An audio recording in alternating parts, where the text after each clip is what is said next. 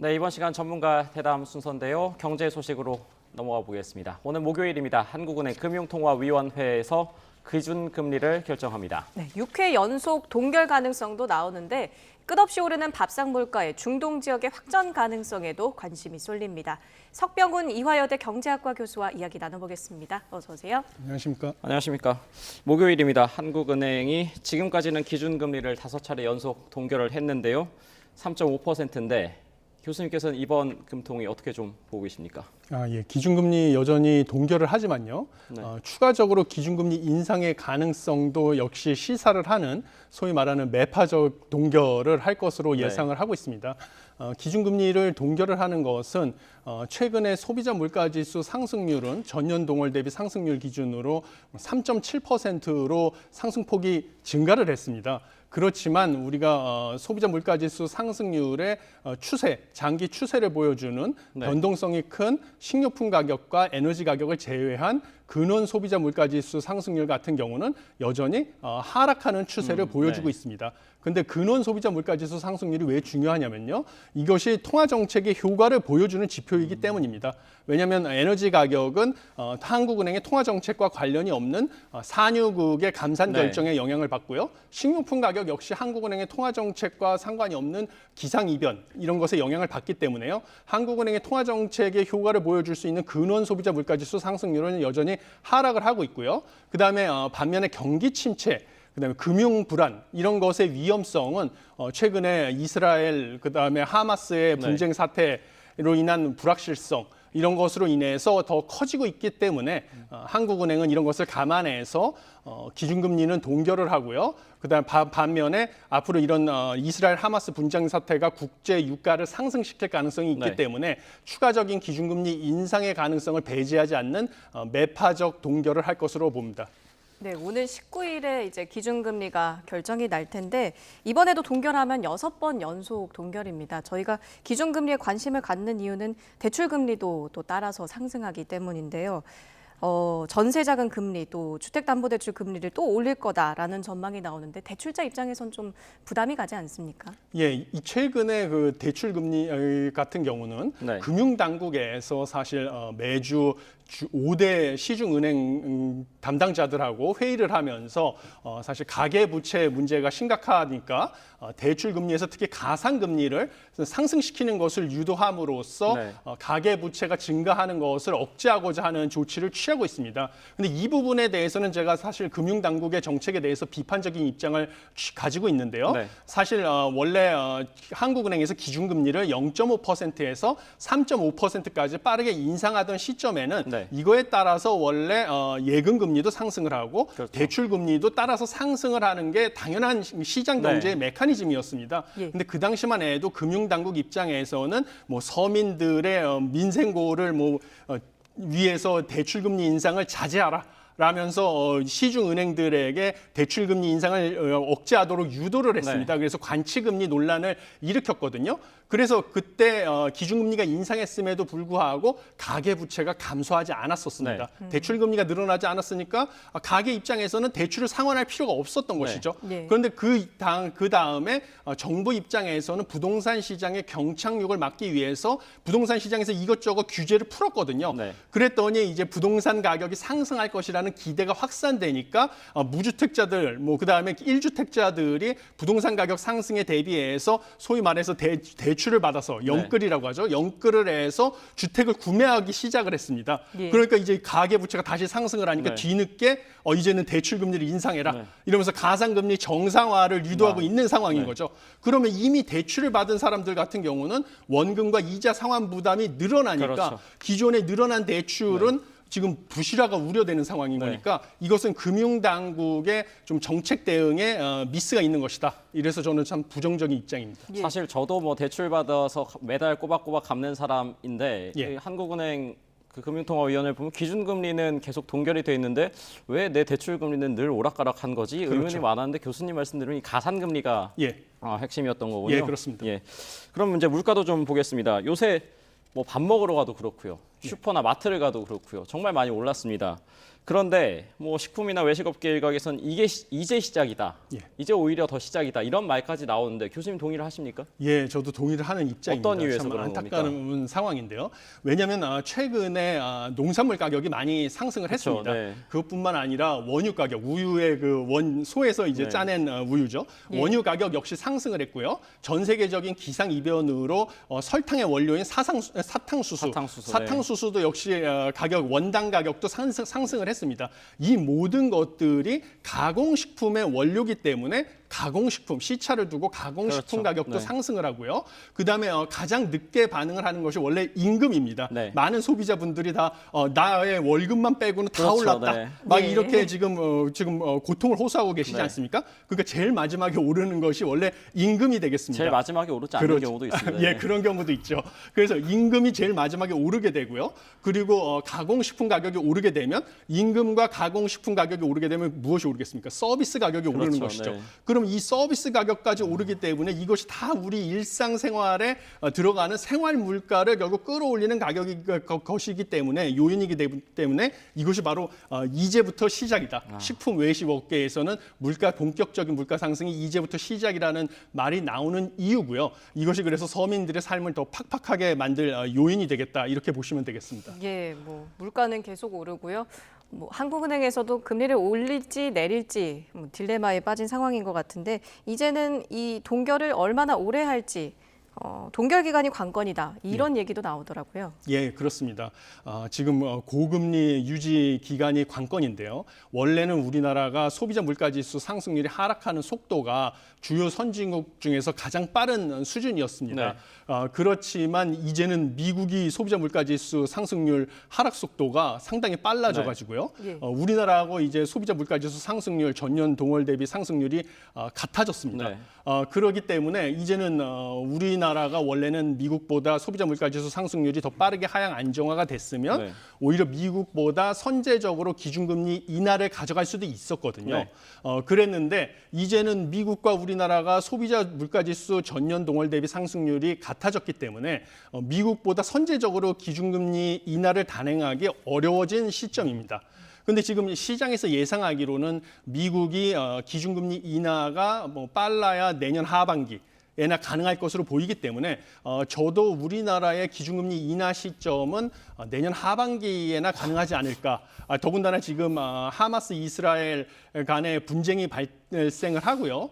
이것이 지금 국제 유가를 상승시킬 불확실성으로 대두되고 있는 상황입니다.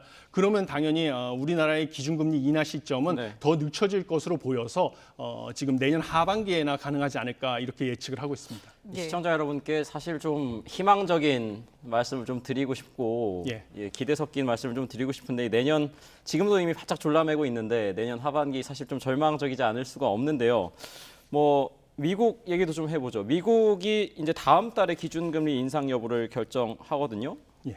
이 미국에서는 그럼 뭐 계속 이제 매파적으로 또 다시 올릴 것이라는 상승 가능성도 나오는데 다음 달 미국 금리 인상 가능성은 어떻게 보십니까?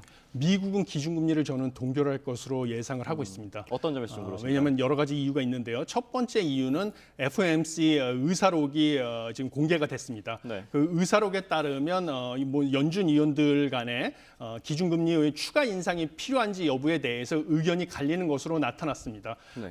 지금 다수의 연준 위원들은 추가 기준금리 인상이 필요하다라는 의견도 있지만요. 네. 그래도 뭐 이 소수의 의견이지만 추가 기준금리 인상은 필요하지 않다라는 의견도 있고요. 여기에 추가적으로 이스라엘과 하마스 간의 그 분쟁으로 인해서 불확실성이 추가가 됐습니다. 네. 이런 것을 감안했을 때 추가적으로 기준금리 인상은 어렵다라는 지금 의견들이 시장에 지금 확산이 되고 있고요. 그것뿐만 아니라 최근에 발표된 고용 관련 지표에서요. 네.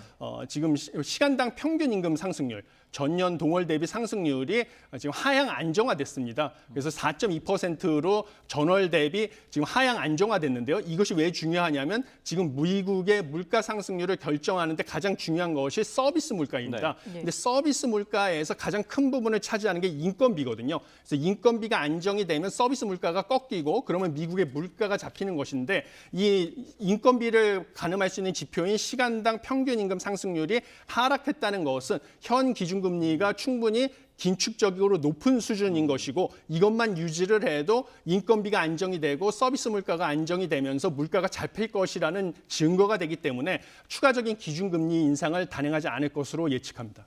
예, 뭐 미국의 기준금리도 동결일 것이다라고 예측을 해주셨는데요. 빠르게 이제 중동 이야기로 한번 넘어가 보도록 하겠습니다.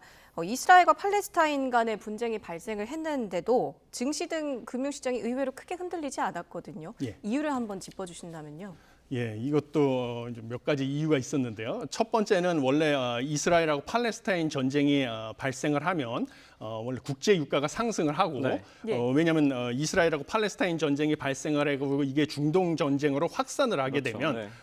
그 뭐 여러 가지 산유국들의 추가적인 원유 생산이 줄어들고 그러면 지금 계절적인 요인으로 원래 겨울이 다가오면 원유에 대한 수요는 그렇죠. 증가하게 네. 돼 있습니다. 그런데 산유국들이 원유의 생산을 줄이게 되면 국제유가 상승하게 돼 있지 않습니까? 그러면 이것이 역시 물가를 상승시키는 요인이 되니까 기준금리를 추가적으로 인상하거나 고금리를 유지하는 기간이 길어질 것으로 예측이 돼서 주가가 하락할 것으로 예상이 됐었는데 예. 문제는 FOMC 의사록이 공개가 되면서 추가 기준금리 인상에 대해서 의견 일치가 없었다. 의견이 갈렸다는 것이 알려지고요. 그럼 그 말은 이제 예. 더 올리진 않을 것으로 봐도 된다 이 말씀이신 그렇죠. 건가요? 거기에 불확실성이 추가됐으니까요. 네. 예. 주가 불확실성이 추가됐다는 사실. 그 다음에 추가적으로 발표된 고용 지표에서 인건비가 상승세가 꺾이기 시작했다. 그래서 노동시장의 과열이 진정되는 증거가 제시됐다라는 것 때문에 오히려 지금 기준금리가 추가적으로 인상되지 않을 가능성. 그렇지만 기준금리를 고금리로 유지하는 기간은 길어질 수 있다. 이런 식의 지금 지표를 시장에서 받아들여 가지고요. 주가는 지금 혼조세를 보이고 있는 상황입니다. 사실 이제 또 저희가 살펴봐야 될 부분이 국제 유가 아니겠습니까? 예. 뭐 앞서 저희가 전해드렸다시피 뭐 이란의 확전, 이란의 참여 가능성도 지금 뭐 나오고 있는 상황에서 지금도 사실 주유소 가면 기름값이 많이 올랐다 이렇게 체감을 하고 있는데 앞으로의 국제 유가 좀 어떻게 전망해야겠습니까? 예, 국제 유가 같은 경우는 저는 좀 상승이 불가피하지 않나 어떤 이렇게 점에서 예측을 그러신가요? 하고 있습니다.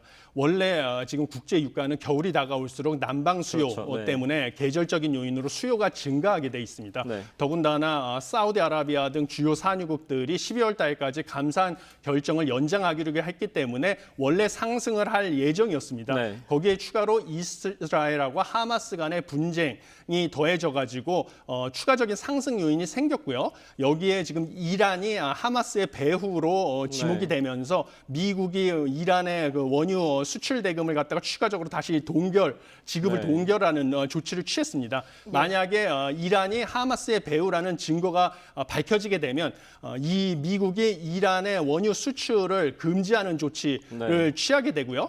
그러면 사실 이란이 최악의 상황 아닙니까, 그렇죠. 그럼? 예. 최대 산유국 중에 하나인데요. 네. 예. 그러면 국제 원유의 공급이 또 감소가 되면서 국제 유가는 급등을 하게 되는 이런 최악의 상황을 맞이할 가능성이 네. 커집니다. 네. 그러면 당연히 원유 가격은 상승을 하고 그러면 국내 휘발유 가격이라든지 경유 가격 역시 상승을 할 가능성은 크다 이렇게 보고 있습니다. 예, 이란이 만약에 참여를 하게 된다면 국제 유가가 배럴당 150달러까지 뛸 것이다. 이런 예측까지도 나오고 있는데 이런 경우에는 역시 제일 걱정은 물가 아니겠습니까?